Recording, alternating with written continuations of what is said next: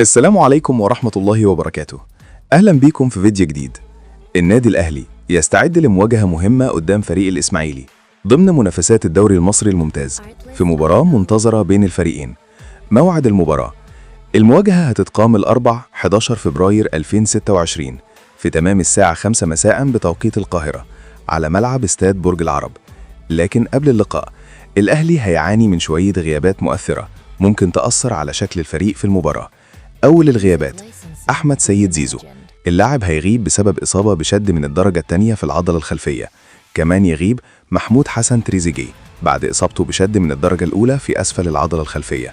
وفي خط الدفاع يغيب الظهير الأيمن أحمد عيد بسبب الإيقاف بعد حصوله على الإنذار الثالث في مباراة البنك الأهلي الأخيرة. وأخيراً يستمر غياب نجم خط الوسط إمام عاشور بسبب عقوبة الإيقاف بعد تخلفه عن سفر بعثة الأهلي لمواجهة يانج أفريكانزا في تنزانيا. غيابات تقيلة، لكن الأهلي دايماً عنده البدائل والقدرة على التعامل مع أي ظروف قبل المواجهات الكبيرة. قل لنا رأيك، هل الغيابات دي هتأثر على أداء الأهلي قدام الإسماعيلي؟ والسلام عليكم ورحمة الله وبركاته.